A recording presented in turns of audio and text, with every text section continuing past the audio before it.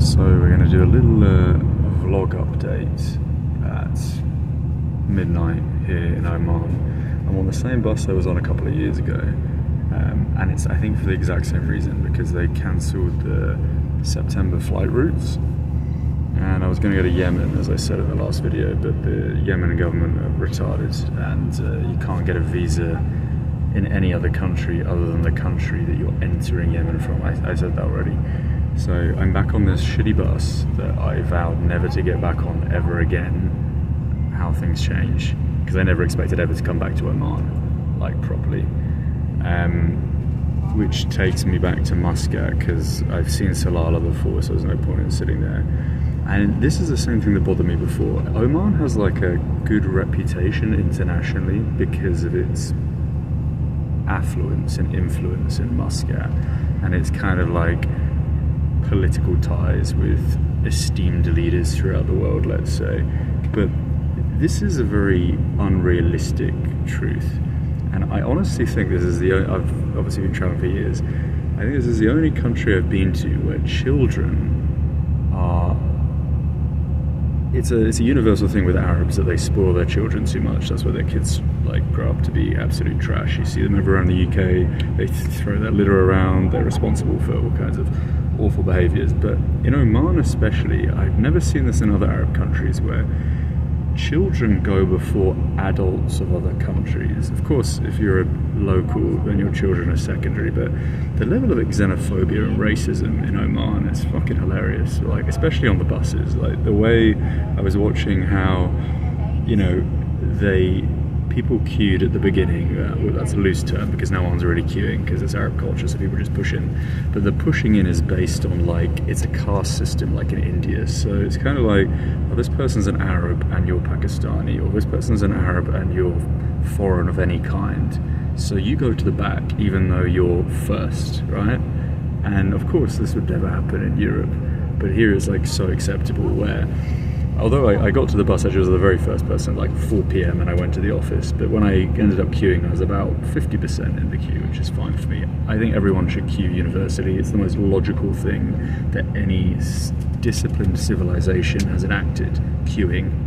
So 50% of the queue, but then of course all these Arab families arrive later. They haven't shown up on time, they arrive later, and they get to go in front of the other families that are in front of me. So there might be Pakistani families there, or Indian families, or whatever, and the Arabs get to go first, right? They just push in.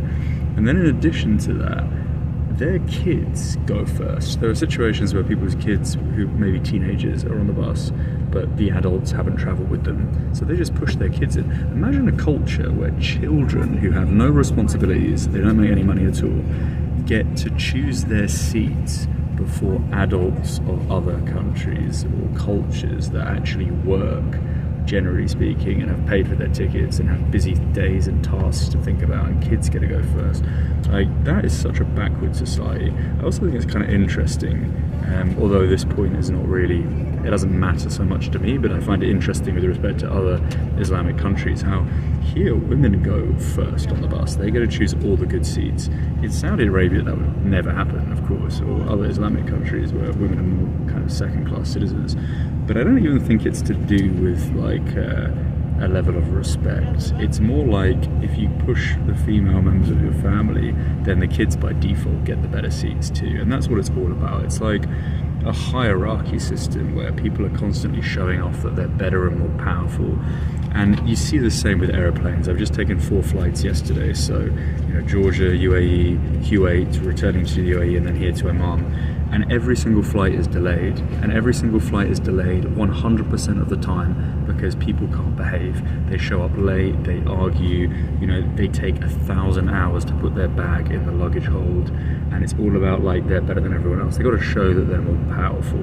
And you know, I've learned over the years from many cultures, the most uneducated people in the world. We have a saying in England, new money versus old money. So you take 2 millionaires, let's say, one has a family that goes back hundreds of years. They don't show off their wealth. They're generally quite educated, sophisticated people. Now the new money person might be like a footballer or something like that. Someone that's made like 30-40 million playing football, sports, or got lucky on an investment, and they go out and they buy a brand new yellow Ferrari or a green Lamborghini because they have no taste, no style, no sophistication. It's the same kind of thing. People that have to brag and be out there and show that they're somehow better than everyone else are the people that have absolutely nothing. They're the uneducated people. They're the people from the poorest backgrounds, at least morally speaking. And yeah, it's changed my perception of Oman. Like I said, I didn't really want to come back, not because I didn't like Oman, I've just seen enough, but just the exact same thing happened 2 years ago on the exact same bus as well. This is the exact same bus. And I actually have the worst seat on the bus because the engine is right here, so that's pissed me off a little bit. But everyone, like I said, that's non-Arab when this bus started had to probably move seats like 3 or 4 times, because every time an Arab family comes on, they're considered better than everyone else. It's such a system of discrimination and slavery, honestly. And the funny comical thing is, all of these Middle Eastern countries are not real. They were created out of nothing. The only thing that they have is oil. It's just sand for 90% of the Middle East. And there's this kind of arrogance off of that. When the oil dries up or there's less of a demand for it, which is happening very rapidly, these places are fucking nothing. There's no real tourism that you can create. Of course, they're trying to create artificial tourism in Saudi Arabia with the Winter Olympics and all of the monetary influence that they're kind of holding within the United Arab Emirates. But realistically, no one would travel to these places. The only reason people go to these places is because now economically they're strong based off the oil. When that finishes in 20 years, all of this shit is over, and there'll be people living like Bedouins in the desert again, and they won't be so arrogant then. But yeah, that's my midnight rant. And my perception of it, and it's perception as well, because most people probably wouldn't use public transport. They would just drive, hire a car, etc., which is again another good thing to do in Oman, because a lot of the sites are more kind of geological, natural, and it's good to have a vehicle. But then you don't really see what the people are like, and especially if you're arriving in Muscat, which is quite a what's the word? Let's say upper middle class place. It's an affluent place. But if you go to the other parts of Oman, you use public transport and you see real Arab people, even though actually most people on the public transport are not even Omani, but when you see how Omani people react to non-Omanis, I just think the level of xenophobia and racism is just unbelievable. And you could say the same about places like Bahrain, Kuwait, Qatar, the UAE, and yes, that is the case there for sure, and Saudi Arabia is definitely at the top of that list. But I think Oman gets a better ticket internationally, and I don't think they should. I think they're exactly the same as everyone else in the Middle East with respect to their mannerisms and their behaviour and how they treat other people. Unfortunately, I have to take a similar bus twice again. I have to go back to Salalah for my flight. I also have to take one from Nizwa to Muscat. So I will make sure to film the queuing protocols the next time, just for the comical and the hilarity of the situation, and for people to see like the reality. I really do detest these cultures so much, and I don't want to be here at all. But I have time to kill until Nepal, and we find ourselves back in the same rest stop as well, the exact same coffee shop as before. So shit, what a shitty place.